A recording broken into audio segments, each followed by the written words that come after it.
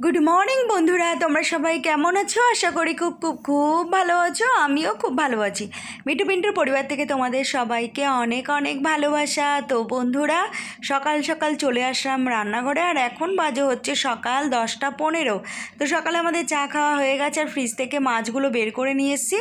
আর দেখো, পিন্টুদা মাংস এনেছে, একটু গিলামেটে আনতে বলেছিলাম, এই যে একটু গিলামেটে গলা মাথা এগুলো এনেছে, আর মাংস নিয়ে এসছে। তো চলো, এগুলো এখন ধুয়ে ফ্রিজে রেখে দেবো। আর এই যে ফ্রিজ থেকে ইলিশ মাছ বের করেছি, আর এই যে কাতলা মাছ বের করেছি। তো চলো, সকালে আজকে খাবার কিছু নেই, শুধু ভাত আছে, সেই জন্য তাড়াতাড়ি পিন্টুদার জন্য একটু পটল ভাজা করছি। ডিমের অমলেট করে দিই সকালবেলা, যেদিন তরকারি থাকে না। তবে পিন্টুদা বললো আজকে ডিমের অমলেট খাবে না, তো সেই জন্য 4টে পটল ভাজছি, মানে 2টো পটল ভাজছি। তো পিন্টুদা সকালে ওটা দিয়ে ভাত খাবে। আর সবজি করব, সবজিটা করতে একটু সময় লাগে।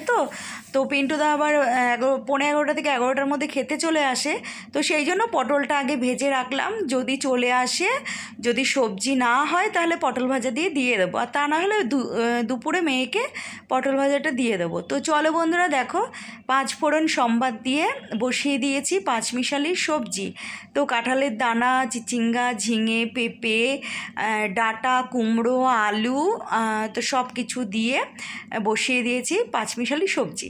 তো ধনেপাতা দিয়ে হয়ে গেছে আমার সবজিটা করা, নামিয়ে ফেলেছি, ধনেপাতা দিয়ে নামিয়ে ফেলেছি। তো চলো, এখন করব হচ্ছে কাতলা মাছ। তো কাতলা মাছ হাফ করছি, আর হাফ ফ্রিজে রেখে দিয়েছি। এই যে মাছ ভেজে নিয়েছি। তো আজকে একটু দুপদেরই মাছ করব, কেননা কদিন ধরে না সেরকম রান্নাবান্না করিনি।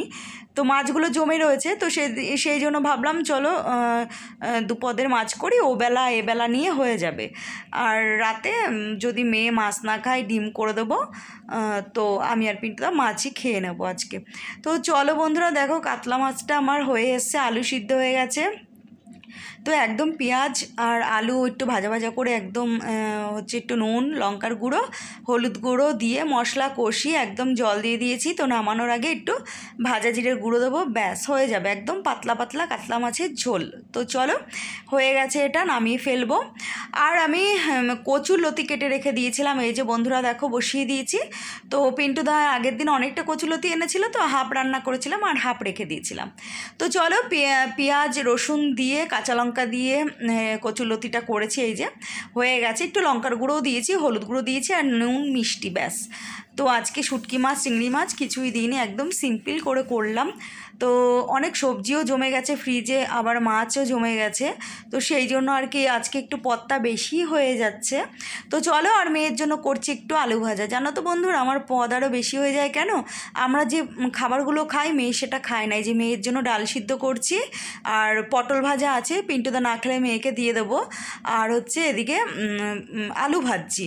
আর হয়তো মেরে কেটে 1 পিস কাতলা মাছের পেটি আমি দুপুরবেলায় দেবো, খায় তো খাবে, না খেলে আমাকে আবার ডিমের পোচ করে দিতে হবে। তো চলো বন্ধুরা, 3 পিস মাছ নামিয়ে নিয়েছি। তো আমি আর পিন্টুদা এই বেলায় খেয়ে নেবো ইলিশ মাছটা। তো দেখো বড় বড়ই পিস আছে, তো 2টো করে পিস হয়, তো পিন্টুদা একটু মোটা মোটাই রেখেছে। তো যাই হোক, আজকে রান্নাবান্নাটা তোমাদের সাথে শেয়ার করলাম। আর মনটা না ভালো নেই, সেই জন্য হচ্ছে তোমার ভিডিও করতে ইচ্ছা করছে না। এবার কি বলো তো, ভিডিও না করলে না চ্যানেলটা বসে যাবে, সেই জন্য আর কি একটু তোমাদের সাথে রান্নাবান্না শেয়ার করলাম। তো মন কেন ভালো নেই, ভিডিও কেন করতে ইচ্ছা করছে না, সবই তোমাদের বলবো। চলো, আজকের মতো ভিডিওটা এখানে শেষ করলাম। টাটা।